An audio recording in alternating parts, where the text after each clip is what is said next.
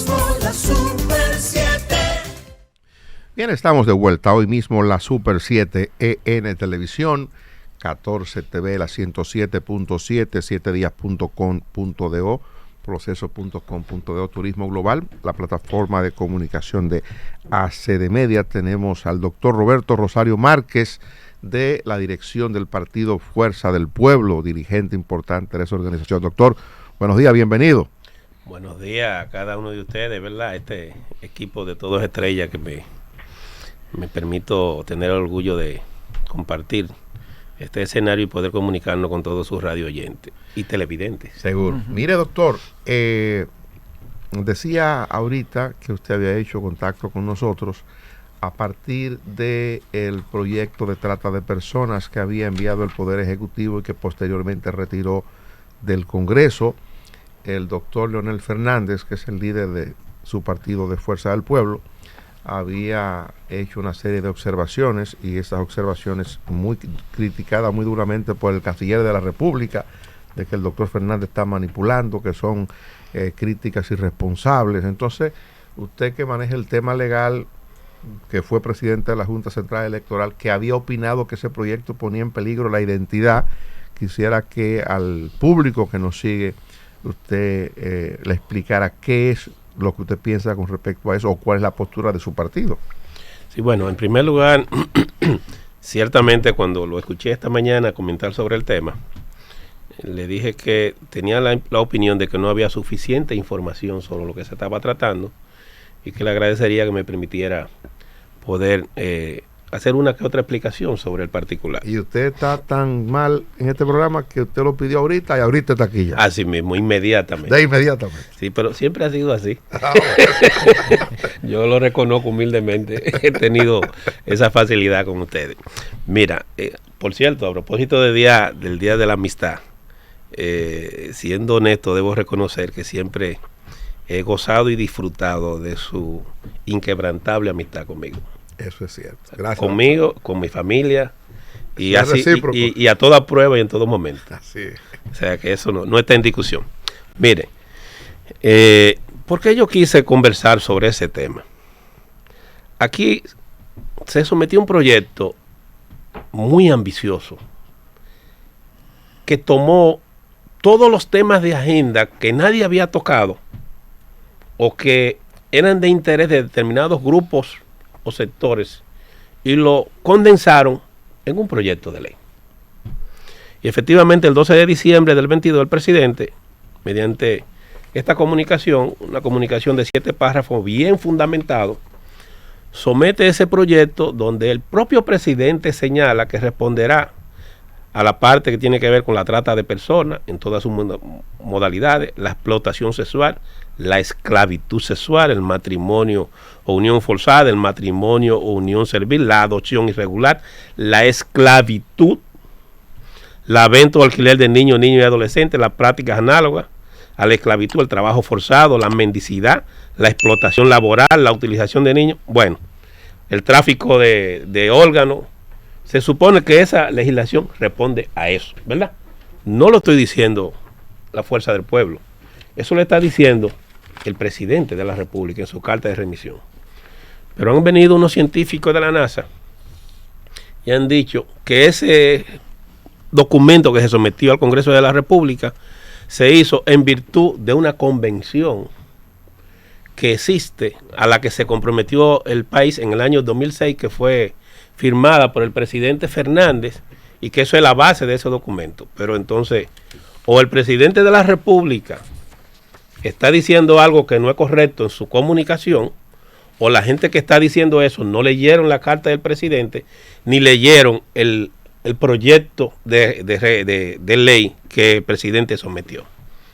Pero encima de eso hay una manipulación oficial de la información, queriendo culpar al presidente Leonel Fernández de una responsabilidad exclusiva del presidente Luis Abinader. La Constitución de la República, en el artículo 96, establece que es una atribución del presidente, de la presidencia de la República, el tener iniciativa legislativa y el someter los proyectos de ley que considere el Ejecutivo que sea de su interés, sean abordados, sean discutidos y aprobados por el Congreso de la República y en virtud de esa atribución sometió ese proyecto. Ahora bien, ¿por qué este proyecto de vital importancia para la República Dominicana? El proyecto en cuestión, yo me tomé la libertad de imprimirlo en 44 páginas. Es como un libro, es casi un ensayo. El proyecto tiene 13 considerando, 24 principios rectores y 95 artículos. El proyecto del 12 de diciembre enviado por el Poder Ejecutivo. Por el Poder Ejecutivo. Y ese proyecto, por la diversidad de temas que contiene, no hay una convención que trate todos esos temas. No hay una convención en el mundo, ni de la ONU, ni de la OEA, ni ningún organismo multilateral que integre todos esos temas. Partiendo de eso, la gente que está dando esa opinión está mintiéndole al país. Eso en primer lugar. Perdón, un paréntesis, doctor. De ser así, si la interpretación suya fuera correcta, ¿qué interés tendría el gobierno de meterse en ese embrollo en este momento? Le voy a decir ahora. En adición a lo que estoy diciendo, el gobierno pasado no fue signatario de la Convención Internacional sobre los Refugiados. No lo firmó, se negó el gobierno anterior a firmarlo, ni tampoco a la Convención Internacional sobre Migraciones. Tampoco la firmó. Y el gobierno del presidente Luis Abinader, cuando fue a Los Ángeles, tampoco suscribió la Declaración de Los Ángeles, bajo el argumento de que tenían cláusulas que afectaban la soberanía del pueblo dominicano. ¿Qué fue lo que ocurrió? Que entre el periodo de junio a octubre del año pasado, el gobierno de los Estados Unidos y varios organismos multilaterales ejercieron una presión irresistible contra el gobierno dominicano, que se vio, o sea, posterior a la Cumbre de las Américas, en la que el presidente Abinader no quiso firmar el documento. Vino una presión que parece ser irresistible, que dio como lugar adefesio del que ha sido apoderado el Congreso de la República y que después se retira. Esa es la verdad. Y los reto a ustedes a que busquen, los que están ahora mismo frente a su computador, que busquen el 27 de octubre del 2022. La portada de todos los periódicos, la visita de la subsecretaria Isra, qué sé yo qué, Sella, un nombre medio ucraniano parece, que ella, en presencia del presidente, dijo que la República Dominicana tenía que presentar y adoptar una legislación sobre trata de personas y tráfico de inmigrantes. Eso está en el titular, en la primera plana de todos los periódicos. Esa fue la copa que rebosó el vaso y que dio lugar a este tema. Y precisamente, casi un mes después, entonces tenemos este proyecto de ley. Escuché a alguna persona relevante de la sociedad civil decir que este proyecto de ley se corresponde con un compromiso que se hizo en la Convención de Palermo. Y quiero, para que la gente lo entienda, porque la gente oye hablar de Palermo y no tiene ni idea de lo que le están hablando. La ONU realizó un evento y ahí se aprobó un acuerdo internacional sobre el delito transnacional, las diversas modalidades de delito. Y trató varios ejes centrales que fueron el tráfico, la producción, la fabricación, producción y proliferación de armas, el tráfico ilícito de migrantes y la trata de personas. Eso fue en el año 2000. Y cada uno de esos aspectos a su vez generó un protocolo. Los protocolos son como si fueran reglamentos de aplicación de las leyes. Entonces, eso dio lugar a varios protocolos. Y en el año 2006 dio lugar al protocolo sobre la trata de personas.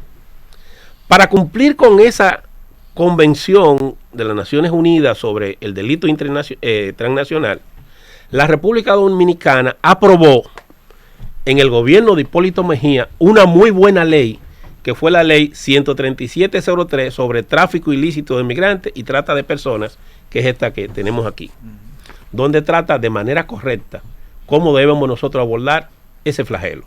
Y hay una descripción detallada de las medidas que se deben adoptar en cada una de las circunstancias. Entonces, desde el punto de vista legislativo, nosotros cumplimos ya con esa convención. Pero en el año 1984 también aprobamos la ley 28504 y posteriormente el reglamento de aplicación de la ley de migración. Por lo que cumplimos con los dos módulos que nos corresponden, que tiene que ver con migración y con trata de personas, porque el tráfico de armas nosotros no producimos armamento y por tanto no era necesario que produjéramos una legislación sobre ese particular. A eso se agrega el hecho de que en la República Dominicana los tratados internacionales pertenecen, cuando son de lo que somos signatarios, pertenecen a lo que se llama el bloque de la constitucionalidad. Y los tratados internacionales tienen el mismo trato que la Constitución misma, siempre que no la contradiga. Por tanto, son superiores a las leyes adjetivas. Cualquier ley adjetiva que sea contraria a un tratado internacional, aunque no se haya emitido una resolución adjetiva, lo que se impone es el tratado internacional. Doctor, perdone, lo que usted está planteando al público que está sintonizándonos en este momento es que lo que ha motivado al presidente de la República o al Poder Ejecutivo a enviar ese proyecto al Congreso de la República son presiones provenientes desde los Estados Unidos y de organismos multilaterales. Pero yo quiero, antes de responderte a plenitud, hacer esta última precisión, Dani, por favor. Se ha dicho, escuché que el señor Servio Tulio Castaño lo dijo y escuché a muy buen amigo Melanio como que también lo refirió, que en el gobierno de Leonel Fernández se aprobaron compromisos que son los que dan lugar a esto o que de alguna manera facilitan esto. Yo tengo aquí impreso el protocolo para prevenir, reprimir y sancionar la trata de personas. Del 2006. Del 2006. 22 de diciembre de 2006. Si ustedes entran a Google, ponen protocolo Palermo 2006 y lo van a encontrar. Los que han alegado eso solo presentan la firma, pero no presentan el texto. Claro. Ese proyecto de ley, lo único que tiene de ese protocolo es un capítulo, un artículo que habla de la parte que tiene que ver con la asistencia y protección a la víctima de la trata de personas. Después no tiene más nada. ¿Pero qué dice ese protocolo? Dice en su artículo... Eso fue aprobado en la Cámara de Diputados, en la del Senado, y remitido al presidente Fernández, que es quien lo que hace es que le da el trámite que se le da, pero quien lo homologa y lo ratifica es el Congreso de la República, en el 2006. Y es lo que dicen ellos que da lugar a eso. Pero no tendría sentido devolver al Congreso si el Congreso ha homologado la Convención de Palermo, el acuerdo de la República Dominicana, entonces ¿por qué tiene que volver al Congreso? Bueno, pero no, el presidente lo promulgó y ya tiene validez. Entonces podría hacerse una ley para tú ampliar eso o para tú entrar en algún detalle. Pero bien, ¿qué dice esto, Dani? Es muy importante que ustedes escuchen lo que dice el protocolo de Palermo. El Estado parte, artículo 8, el Estado parte del que sea nacional una víctima de la trata de personas o en el que ésta tuviese derecho de residencia permanente en el momento de su entrada en el territorio del Estado, parte receptor facilitará y aceptará sin demora indebida o injustificada la repatriación de esa persona teniendo debidamente en cuenta su seguridad. Y el numeral 4 de eso, y todo, hay 5 numerales, están dedicados a explicar el derecho que tiene el Estado de repatriar esa persona, sea por tráfico ilícito de migrantes o sea por trata de personas. Pero incluso dice que es una obligación del Estado de donde proviene esa persona el documentarlo. Dice, por ejemplo, a fin de facilitar la repatriación de toda víctima de la trata de personas que carezca de la debida documentación, el Estado parte del que esa persona sea nacional o en el que tuviese derecho de residencia permanente en el momento de su entrada en el territorio del Estado parte receptor, convendrá en expedir previa solicitud del Estado parte receptor los documentos de viaje o autorización de otro tipo que sean necesarios para que la persona pueda viajar a su territorio. ¿Usted sabe lo que está diciendo este documento? Que la Junta Central Electoral tiene que darle documento, acta de nacimiento y cédula a las personas que se declaren ser víctima de trata. O sea, lo que está diciendo este documento va en sentido totalmente contrario a lo que dice el protocolo de Palermo. Esta gente lo que están es manipulando la opinión pública y están dando una información falsa. Pero, escúcheme, dice además de eso, en uno de los principios hay el principio de no devolución. Esto está proponiendo que nosotros no podemos devolver una persona que se declare víctima de trata o de tráfico ilícito de inmigrantes. Y este protocolo lo que está diciendo es que nosotros sí podemos, todo lo inverso. podemos repatriarlo. Es más, va más lejos. En uno de sus artículos, creo que en el artículo 11, dice que el Estado podrá tomar medidas para que los vehículos donde se transporten esos migrantes, al momento de montarse en ellos, los propietarios estén obligados a pedirle los documentos para ver si tienen la documentación regular para transitar. Si lo que se hubiese aprobado fuera este protocolo, la Fuerza del Pueblo lo hubiese apoyado con las dos manos. Por tanto, cuando están diciendo que esta iniciativa legislativa se corresponde con el protocolo de Palermo, están mintiendo vulgarmente a la población dominicana. Eso era lo que yo te dije a ti. Independientemente. Y insisto, imprímanlo. Lo vamos a léanlo, porque no quiero que crean en mis palabras. Vamos a ver lo que dice. Pero independientemente de ese tema, evidentemente que los acuerdos internacionales, uno de los elementos clave para su adopción internamente es que no vulneren Así es. la norma interna.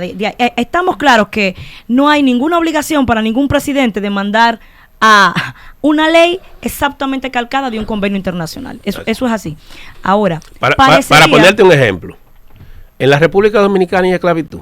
Claro que no. Ahí hay 5 artículos en ese proyecto de ley. Que hablan de 5 artículos donde están regulando, la esclavitud y el trabajo forzado. Pero ahí era que le iba. Parece que hay si el Central Romana vio eso, deben estar bien incómodos. Sí, pero parece que hay una confusión estructural hasta de conceptos. Así es. Y estamos mezclando lo que es trata ilícita de inmigrantes, ¿verdad? Que es lo que nosotros tenemos con mayor fuerza, que el tema de la trata de personas. Que no necesariamente es transnacional, también puede ser también nacional. Puede ser en lo interno, porque no creo que nadie se pueda oponer a que una persona que sea objeto de trata se le dé determinado trato, valga la redundancia, diferenciado.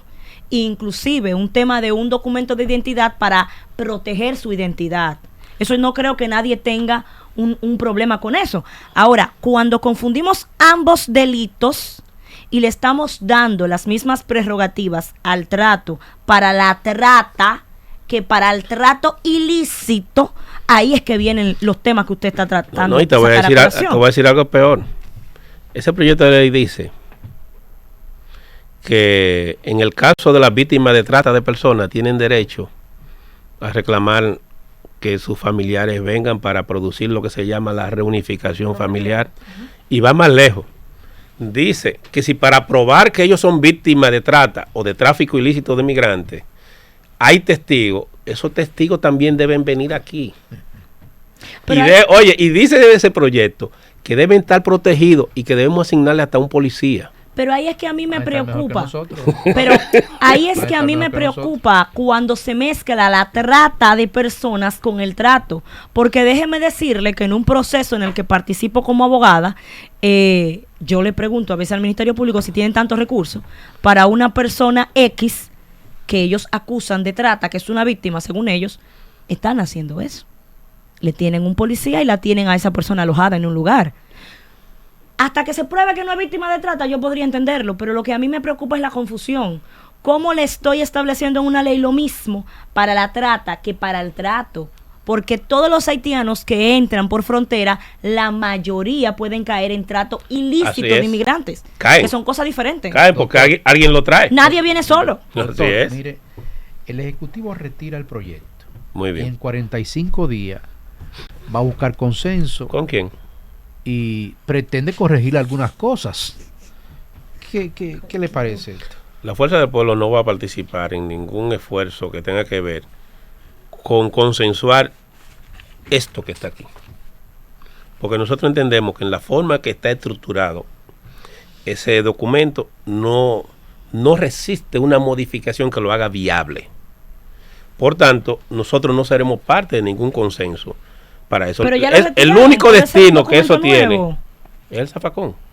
Ese fue un invento que se hizo, en mi opinión, porque el presidente está en un proyecto reeleccionista y necesita el visto bueno de los Estados Unidos. Entonces, Doctora, ¿qué ese es el costo, óigame, ese es el costo de la reelección para los ciudadanos dominicanos, que encima de eso también viene cargado de un impuesto.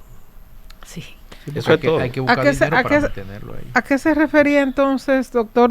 Ya usted explicó lo que había firmado el presidente Fernández en 2006. El documento no tiene nada que ver con lo que se ha dicho. Entonces, ¿a qué se refería el canciller, el señor Roberto Álvarez, cuando dice que el expresidente Leonel Fernández mintió y que estaba manipulando la situación? ¿A qué se refería él entonces cuando hablaba? Porque entonces no se refería a este documento anterior. O quizás creyó que podía seguir desinformando y decir eso, pero nosotros, le digo la verdad, estamos deseosos de escuchar al canciller. Respuesta tendrá, sí, pero porque él dijo que en los próximos días va a decir por qué. Y en los próximos días nosotros entonces nos encargaremos de informarle al país. Doctor. Ojalá este medio nos permita venir aquí a informarle al país. Que yo sé que como siempre mi amigo Dani lo permitirá. Con gusto, este es un medio democrático, abierto, plural. Mire, doctor. Tenemos algunos no democráticos aquí en el estadio ustedes. Bueno, pero hay de todo. Qué bueno. Hay de todo. Son mis amigos, pero no quieren que se hable de política. Hay de todo, doctor. Eso es lo bueno de la democracia. La democracia da de todo. Mire una cosa. ¿Cómo no reconocerle al presidente de la República su política tan determinante y clara frente a Haití? ¿Cómo creer o cómo asumir ese criterio que usted ha establecido a partir de tratar de establecer aquí en el programa, de demostrar que el presidente, por el interés político, por el interés de reelegirse, es capaz de poner en peligro la identidad nacional, que el presidente, por el hecho de que Estados Unidos vea con simpatía la posibilidad de la reelección, va a renunciar al discurso que permanentemente ha ido construyendo con respecto a Haití? Yo digo que a la gente hay que evaluarla no por lo que dice, no por lo que hace, sino por lo que hace. Hasta donde yo sé, esta carta que yo veo aquí tiene la firma del presidente.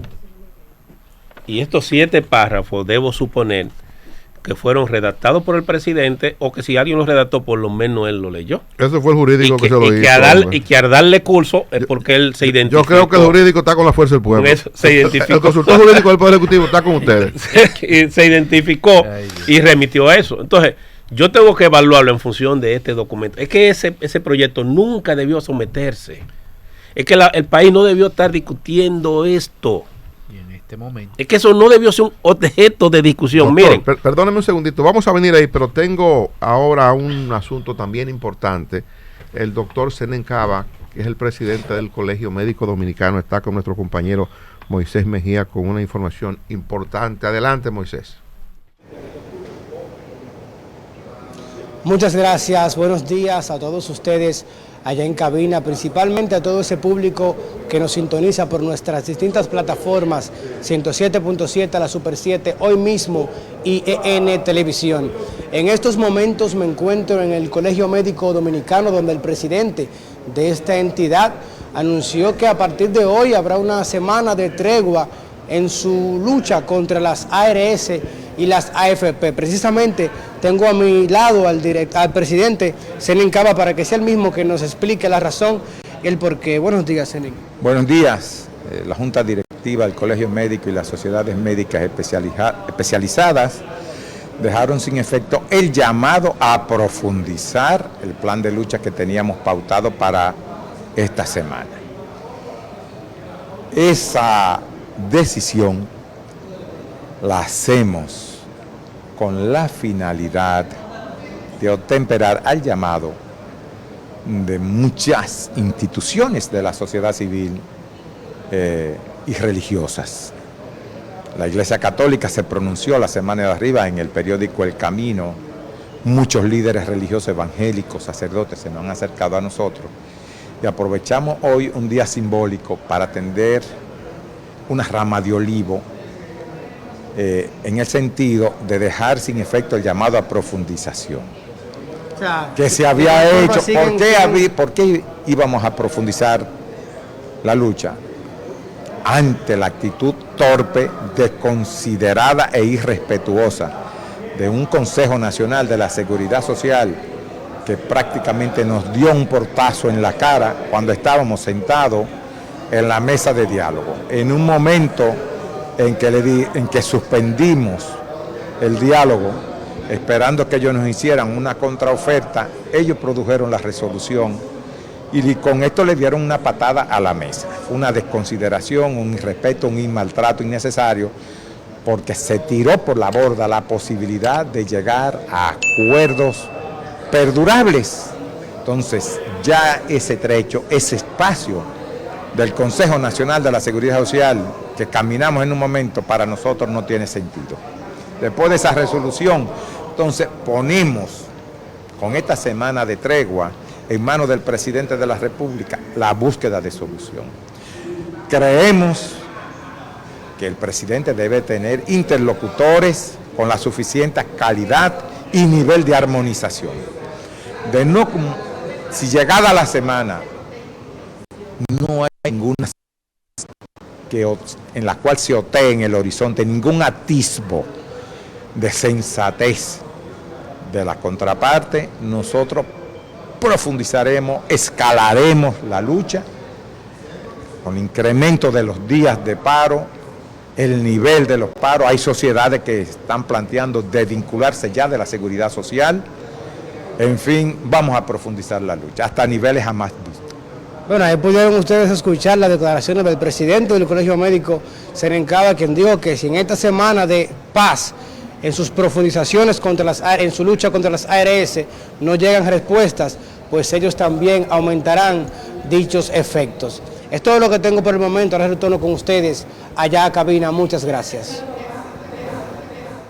Bueno, muchas gracias a nuestro compañero Moisés Mejía. Ha estado conversando, como han visto y escuchado ustedes, con el combativo Serencaba, presidente del Colegio Médico Dominicano. Aquí seguimos en esta conversación, casi llegamos al final, con Roberto Rosario Márquez, y no se va a ir sin hablarnos sobre lo que acaba de ocurrir ayer en el Congreso. La Cámara de Diputados aprobó en 2 sesiones seguidas la nueva ley de la Junta Central Electoral. Antes de entrar a eso, doctor, vamos a concluir con la parte que teníamos sobre el proyecto. Sí, mira, yo creo que no es afortunada la forma en que el Poder Ejecutivo ha manejado el tema. Primero, no debió introducirlo, y segundo, si lo introdujo y decidió retirarlo, no debe ahora plantearse su reintroducción, porque eso es generar otro conflicto, porque ya los partidos de oposición estamos obligados a estar en alerta y a empezar a movilizar nuestra fuerza. Mire, doctor, si esto se introduce en esos términos. Perdone, que yo pensaba, y lo decía ayer, que el Poder Ejecutivo había retirado el proyecto y que a pesar de que puso un plazo de 45 días para su reintroducción, yo decía que me parecía que eso se iba a quedar ahí para no volver a confrontar sobre el tema. Sin embargo, posterior a eso recibí una información que he compartido con el público de que aparentemente es una exigencia que está haciendo la administración del gobierno de los Estados Unidos para poder cerrar o para poder avanzar en el propósito que tiene República Dominicana, impulsado por un grupo empresarial,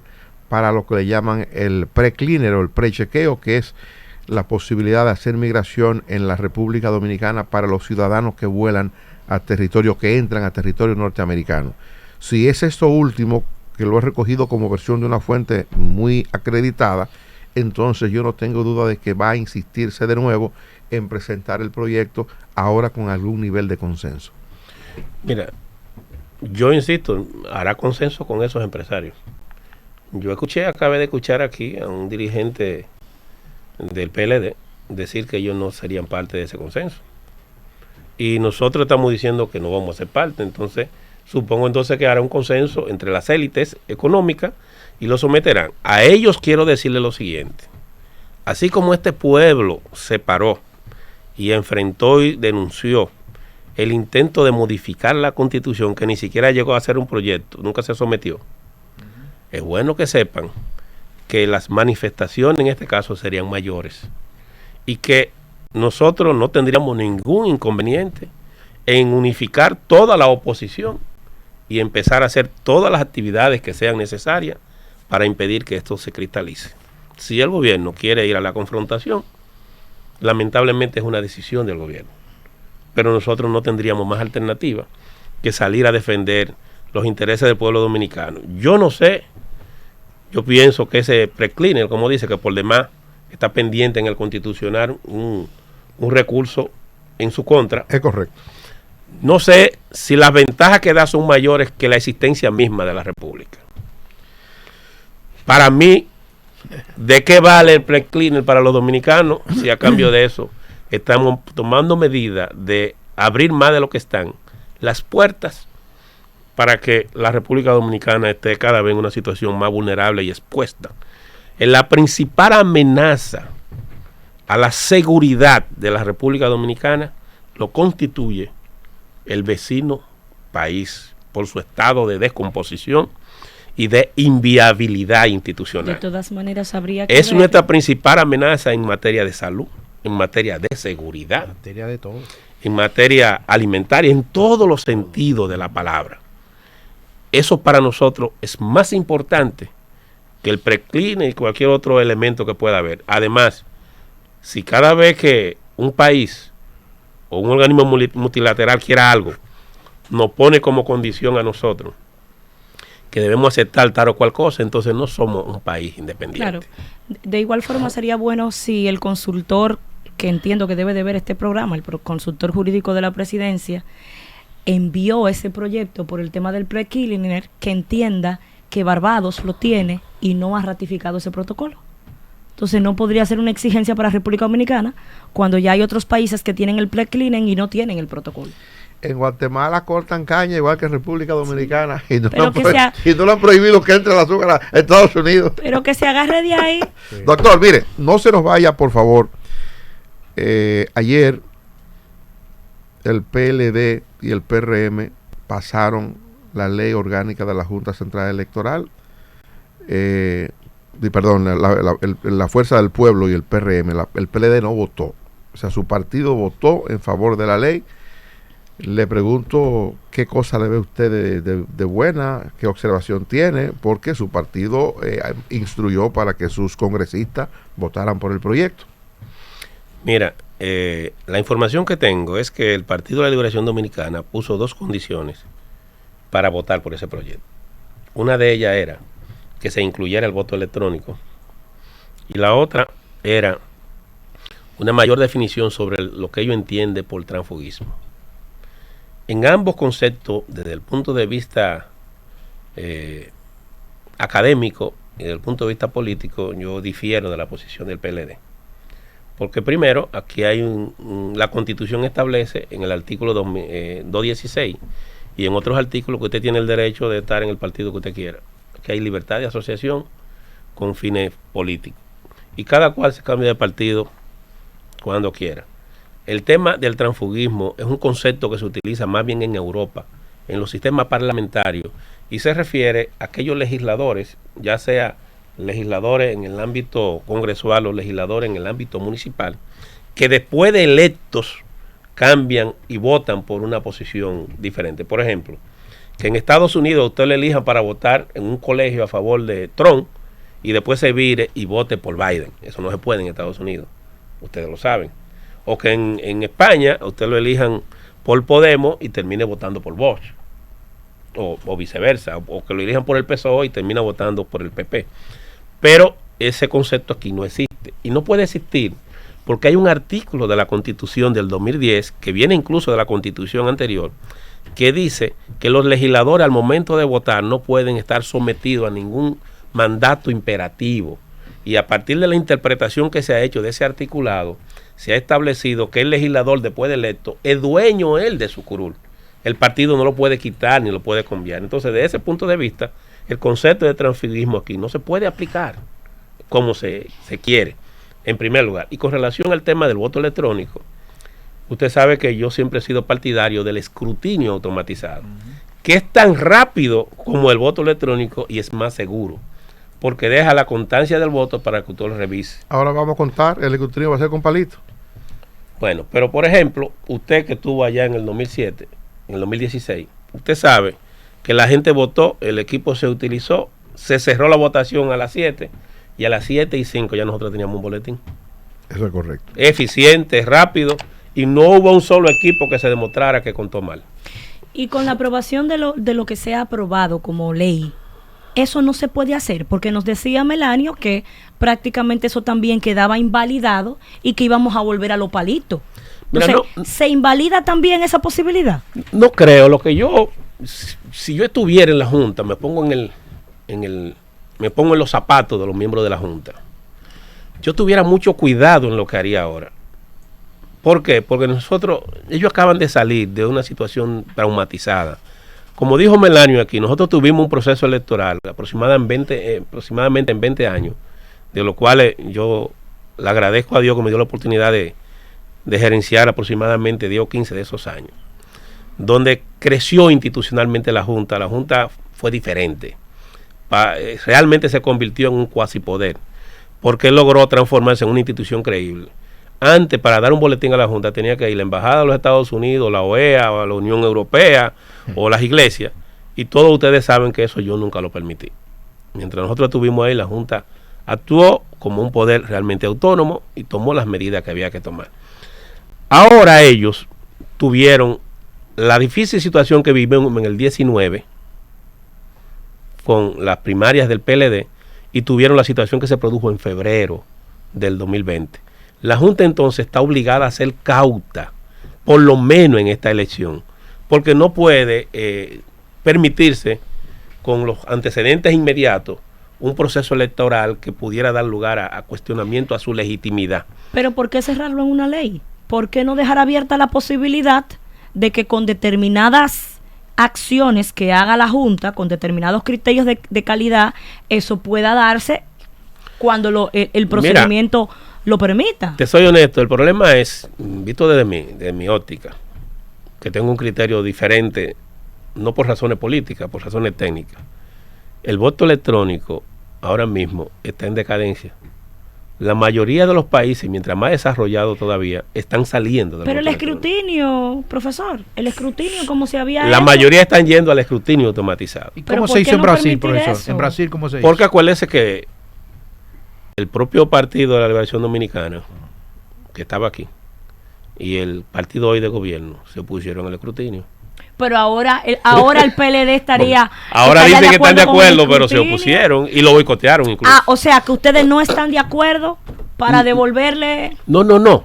Yo le dije a usted que yo creo en el escrutinio electrónico, en lo personal. Y le digo además de eso que no creo en el voto electrónico, pero no por lo que ocurrió. Es una posición que yo tengo desde antes. Claro. Es que países como Alemania, como Holanda, incluso su Corte Suprema Constitucional lo ha rechazado porque dicen que deja trazabilidad, que no genera confianza, porque quien vota al final no es el elector, es un programa que tiene una computadora. Y ellos dicen que la gente tiene que votar directamente. Ese es el concepto Ejercer su derecho directamente. que hay en Europa, en los países más desarrollados. En Corea del Sur, que es la cuna de la tecnología. Esa gente lo que tiene es escrutinio automatizado. ¿Me entiendes? Entonces, si el mundo entero está saliendo de esa modalidad, ¿por qué nosotros debemos meternos? Doctor, agradecemos su tiempo, de verdad. La dejamos en libertad de irse y de venir cuando usted decida. Este programa siempre estará abierto para escuchar sus comentarios, sus opiniones. Es que usted es un provocador, porque ahí empieza la gente a decir, mira cómo lo está diciendo. No, pero eso es para todos. La verdad no siempre se dice. Melanio quería venir ayer, me escribió que quería venir hoy y yo le dije, venga mañana al programa. Usted me escribió ahorita, venga, pero no hay problema. Así Dani, es. De eso se trata. Dani, veo al doctor como muy sereno. El doctor, Sí. yo espero que está muy seguro. Yo espero que no lo mande para la consultoría jurídica. Si el profesor Fernández se convierte en presidente, yo espero que no lo manden ahí. Hombre, con ser amigo del presidente es suficiente. Bueno, agradecemos al doctor Roberto Rosario Márquez por acompañarnos. Vamos a... La Super 7.